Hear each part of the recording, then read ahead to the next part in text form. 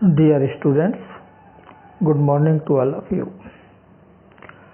आज हम motion in straight line में यूनिफॉर्म मोशन के बारे में समझेंगे, पढ़ेंगे।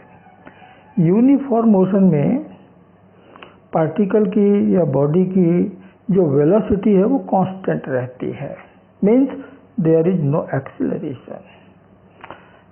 पार्टिकल जो है वो कांस्टेंट वेलोसिटी के साथ में एक स्ट्रेट लाइन में चलता है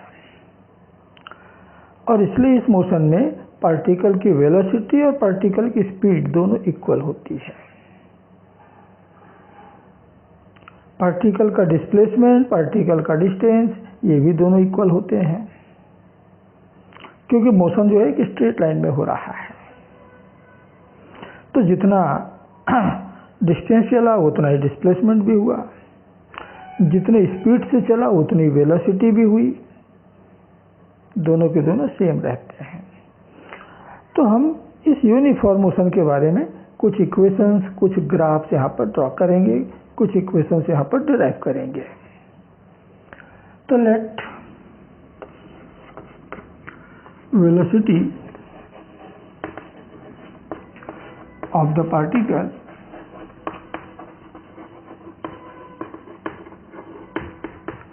is equal to v। Particle जो है वो v वेलोसिटी के साथ में चल रहा है एंड इनिशियल पोजीशन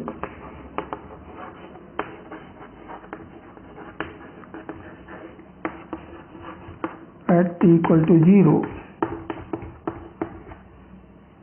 मान लीजिए x0 है, x0। तो हमें सबसे पहले मालूम करना है कि उस पार्टिकल का किसी दिए गए टाइम के बाद क्या पोजीशन होगा। तो position of the time, position of the particle eight A given time,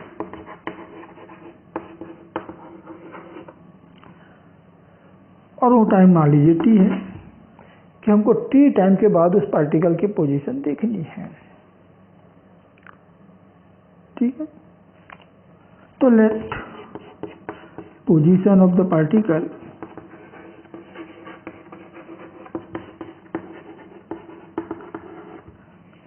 eight the time t is equal to xt। Particle कहाँ पहुंच गया? xt पर पहुंच गया।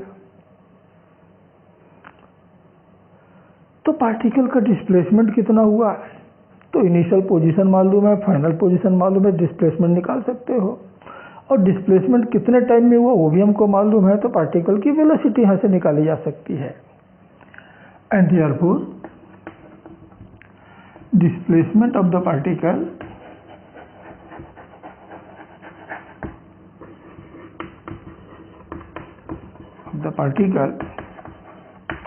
इन द टाइम t, कि t टाइम में पार्टिकल का डिस्प्लेसमेंट कितना हुआ। तो it is the final position minus initial position, इतना मिलेगा। तो डिस्प्लेसमेंट मालूम, टाइम मालूम, तो उसकी वेलोसिटी कितनी हुई? तो वेलोसिटी बराबर होता है डिस्प्लेसमेंट बाई टाइम। ये फॉर्मूला सबको मालूम है। तो वेलोसिटी हो गया v, हमने पहले ही मान रखा है कि पार्टिकल v वेलोसिटी के साथ में मूव कर रहा है। डिस्प्लेसमेंट हो गया xt माइनस x0, टाइम लिया t, तो v into T equal to xt minus x0 and therefore xt is equal to x0, इधर आया प्लस vt। तो this is equation of the position of the particle at any given time t, कि किसी भी time t पर particle किस position पर होगा आप यहां से निकाल सकते हो। अब ये जो इक्वेशन है इसमें दो वेरिएबल हैं, एक xt और दूसरा t। v कांस्टेंट है, x0 कांस्टेंट है। तो ये जो वेरिएबल xt है, दूसरे वेरिएबल t, ये दोनों के बीच में एक लीनियर रिलेशनशिप है, यानी दोनों की पावर 1 1 है। और जब दो वेरिएबल इस तरह से रिलेटेड हों कि उनके बीच में कि उनके पावर जो है वो इक्वल हो, 1 1 हो, इक्वल नहीं 1 1 हो, तो वो जो ग्राफ बनता है इनके बीच का, वो एक स्ट्रेट लाइन बनता है। स्ट्रेट लाइन का इक्वेशन ही ऐसा होता है ax + by + c = 0, जिसमें x का पावर 1, y का भी पावर 1, बस। तो इक्वेशन में x का पावर यानी एक वेरिएबल का पावर 1 है, y का पावर 1 यानी दूसरे वेरिएबल का भी पावर 1 है, तो उनके बीच का जो ग्राफ बनेगा वो स्ट्रेट लाइन बनेगा, स्ट्रेट लाइन बनेगा। वो स्ट्रेट लाइन कहाँ से स्टार्ट होगा? आप t = 0 रखोगे तो xt = x0 आएगा, x 0 से स्टार्ट होगा, x 0 से स्टार्ट होगा, ठीक है। तो it is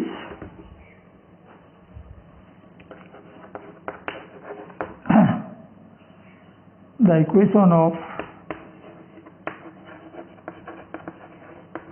straight line.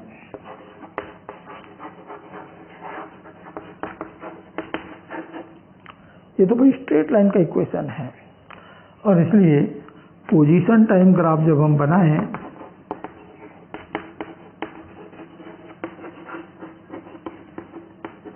Position time graph यदि हम बनाते हैं तो ग्राफ हमें इस तरह से मिलेगा, तो ग्राफ हमें इस तरह से अवेलेबल होगा। हम टाइम को ऑलवेज रखते हैं अलोंग एक्स एक्सिस, और दूसरा वेरिएबल जो कि यहाँ पर xt हो गया, इसे हम रखेंगे y एक्सिस पर। तो ग्राफ कुछ इस तरह से बनेगा कि t = 0 पर पार्टिकल मान लो यहाँ पर था x0, तो ग्राफ यहाँ से स्टार्ट होगा and it will be straight line, it will be A straight line, ठीक है। अब ये कितना एंगल बना रहा है? एक्स एक्सिस से मान लीजिए थीटा एंगल बना रहा है। ये मान लीजिए आपका xt है, कि t टाइम पर वो यहाँ पहुँचा, xt पर पहुँचा, फिर टाइम t, तो ये पोजीशन हो गया xt।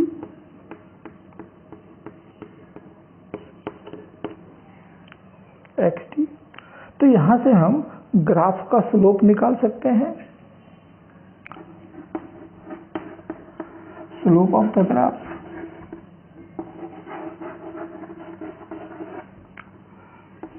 Means tan theta. तो tan थीटा होता है परपेंडिकुलर अपॉन बेस, तो परपेंडिकुलर कितना हुआ? इतना हुआ। और ये जो डिस्टेंस है, ये पूरे डिस्टेंस xt में से इतना कम, यानी x0 कम तो हमको मिल जाएगा।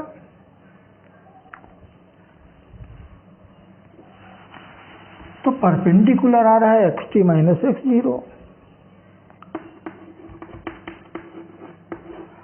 और बेस अपॉन बेस आ रहा है ये t। तो ग्राफ का जो स्लोप है इतना मिला। और अभी देखो, कभी हमने कहा था this is the velocity, it is velocity. तो slope of position time graph gives you the velocity of the motion, ठीक है, वेलोसिटी ऑफ द मोशन।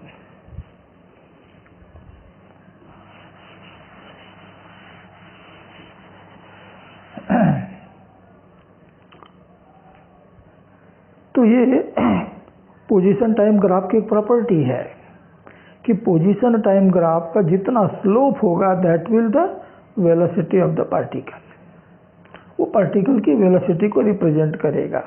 तो ग्राफ जितना ज़्यादा झुका होगा वेलोसिटी उतनी ही ज़्यादा मिलेगी, ठीक है।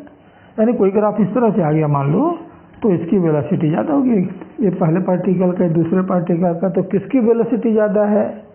तो देखिए कि किसका एंगल ज़्यादा है भाई। तो पहले का एंगल इतना ही है एक्स एक्सिस साथ में, दूसरे का इतना है, तो दूसरे का एंगल ज़्यादा है, दूसरे का इंक्लिनेशन ज़्यादा है, इसका मतलब कि दूसरे पार्टिकल की वेलोसिटी ज़्यादा है। तो you can compare the velocities of the moving particles by drawing the position time graph of the particles. तो पार्टिकल्स का पोजीशन टाइम ग्राफ खींच करके आप उसकी वेलोसिटी निकाल सकते हो। ठीक है, तो slope of position time graph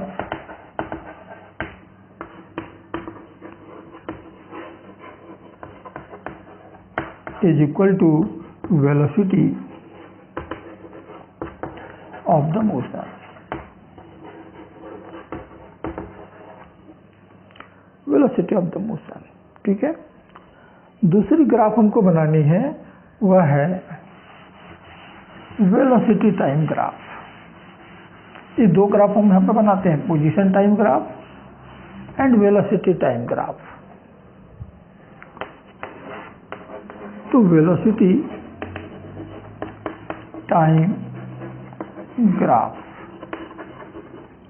कि वेलोसिटी और टाइम के बीच में ग्राफ कैसा होता है। तो here v is equal to constant.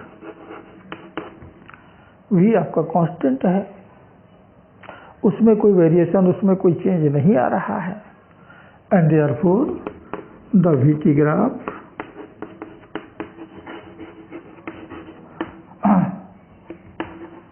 will be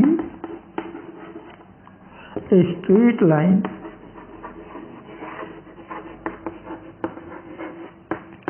parallel to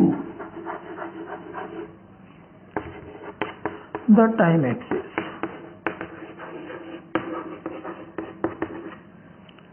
यानी v इक्वल टू कांस्टेंट का जो ग्राफ बनेगा वो parallel to time axis, time axis के पैरेलल ग्राफ होगा। देखो कैसे होगा, तो फिर से ग्राफ पेपर लेते हैं, एक्स एक्सिस पर टाइम रखा, वाई एक्सिस पर वेलोसिटी आ जाएगा, और वेलोसिटी यहाँ पर कांस्टेंट है। जीरो टाइम पर कितनी वेलोसिटी, इतनी, किसी और टाइम पर वेलोसिटी कितनी, तो इतना ही रहेगा, और किसी टाइम पर वेलोसिटी इतना ही मिलेगा। तो सबको ज्वाइन करो तो क्या मिलेगा, स्ट्रेट लाइन। तो you have a straight line parallel to time axis. ठीक है, अब चलिए इसका किसी टाइम इंटरवल पर हम एरिया कैलकुलेट करते हैं कि इसका एरिया कितना होगा। ठीक है, तो इसको मैं इधर टाइम लिख देता हूँ पूरा।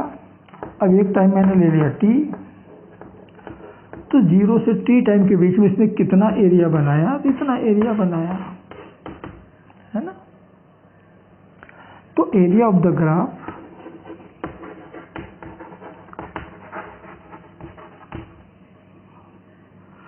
between t equal to 0 to t equal to t। t equal to 0 से t इक्वल टू t के बीच में हम एरिया प्लॉट का एरिया निकालें, तो एरिया तो क्या है, तो रेक्टेंगल है, क्या होता है, length upon breadth, length into breadth.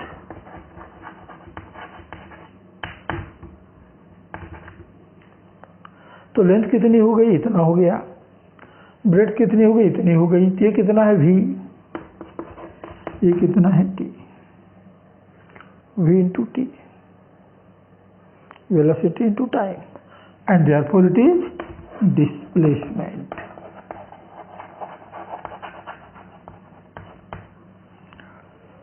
तो area under vt graph gives you the displacement of the particle in the given time t। कि t टाइम में पार्टिकल का कितना डिस्प्लेसमेंट होगा, ये आप एरिया से मालूम कर सकते हो। ठीक है ना, एरिया से मालूम कर सकते हो।